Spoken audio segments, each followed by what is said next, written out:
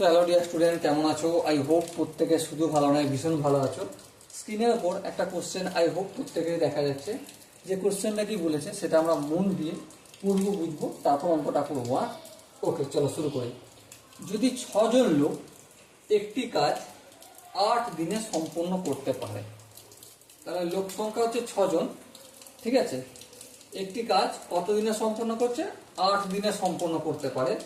তাহলে 4 গুণ পরিমাণ কাজ ওই সময়ের 1/3 সময় শেষ করতে কত সময় লাগবে? ঠিক আছে, দেখো মন দিয়ে একটা জিনিস বোঝো। সময়টা প্রথমে কত ছিল? সময় ছিল 8 দিন।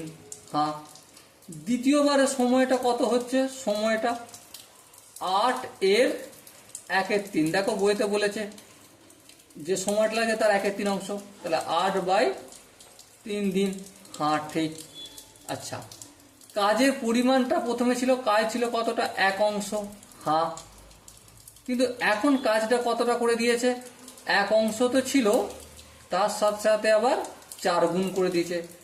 তাহলে মানুষ কতজন কাজ করেছিল? 6 জন মানুষ কাজ করেছিল, 6 জন ব্যক্তি। হ্যাঁ 6 জন। তাহলে এখন কতজন লাগবে বর্তমানে সেটা আমাকে বের করতে হবে। তাহলে আমরা যদি এটা লিখি, যে কি লিখবো?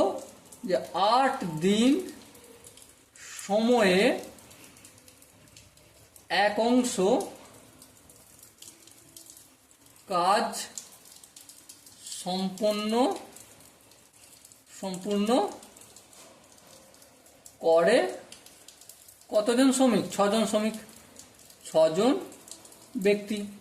তাহলে এবার আমি এটা বলতে পারি, একদিনে সময়ে 1 কাজ সম্পূর্ণ করে। কাজের পরিমাণটা ফিক্স আছে? হ্যাঁ আছে। দিনটা কমিয়েছি? হ্যাঁ। কত কমিয়েছি? লাগছিল 8 দিন, এখন লাগাচ্ছি 1 দিন। তাহলে মানুষজনের সংখ্যা বাড়বে না কমবে? অবভিয়াসলি বাড়বে। বাড়লে কি হবে?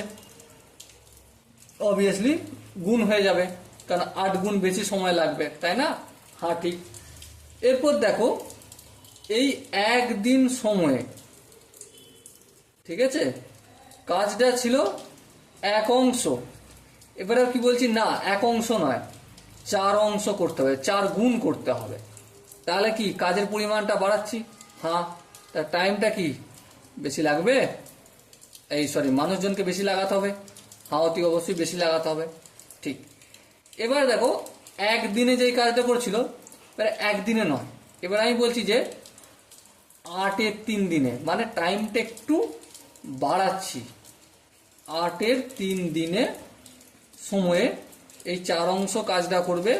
তাহলে এবার তোমরা আমাকে একটা ঘটনা বলো, যে 8 এর 3 দিন যদি সময় লাগে, সময়টা কি করছি আমরা এখানে?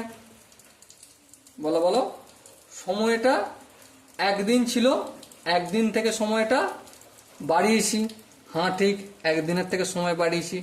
তাহলে 1 দিনের থেকে যদি সময় বাড়াই, তাহলে ভাগ হবে না গুণ হবে? ডেফিনেটলি ভাগ হবে। তাহলে এই ভাজিত 8/3 করব। হ্যাঁ। এবার দেখো, 6 গুণিতক 8 গুণিতক 4, এই 8/3, এটা কি আছে? ভাগ চিহ্ন। এই এখানে আমি গুণ চিহ্ন করলাম। হ্যাঁ ঠিক। তাহলে ভুল করেছি? হ্যাঁ ভুল করেছি ভাই, ঠিক করতে হবে। এখানে যে 8 এর 3 ছিল, এটাকে কি করে দেবো? 3 এর 8 করে দেবো। ঠিক আছে, এই 8 আর এই 8 কাটবে। হ্যাঁ কাটবে। দেখো 3 4 কত হয়? 12, 6 12 72 জন ব্যক্তি লাগবে। ওকে, আই হোপ অঙ্কের প্রতিটা স্টেপ তোমরা বুঝতে পেরেছো। যদি কোনো জায়গায় ডাউট থাকে, কনফিউশন থাকে, তার জন্য কমেন্ট বক্স খোলা আছে। ওকে, কমেন্ট বক্সে যেই জায়গাটা তোমাদের ডাউট বলে মনে হবে, সেখানটা তোমরা পিঙ্ক করবে, বা তোমরা বলবে যে দাদা এই জায়গাটা একটু বুঝতে পারিনি, ক্যালকুলেশনের জায়গাটা বুঝতে পারিনি, যে জায়গাটা প্রবলেম হচ্ছে স্পেসিফিক সেই জায়গাটা উল্লেখ করে দিবে। ঠিক আছে, তার জন্য একটা ডেডিকেটেড ভিডিও নিয়ে আসবো। ওকে, চলো ততক্ষণ পর্যন্ত ভালো থেকো, সুস্থ থাকো, দেখা হচ্ছে পরের সেশনে।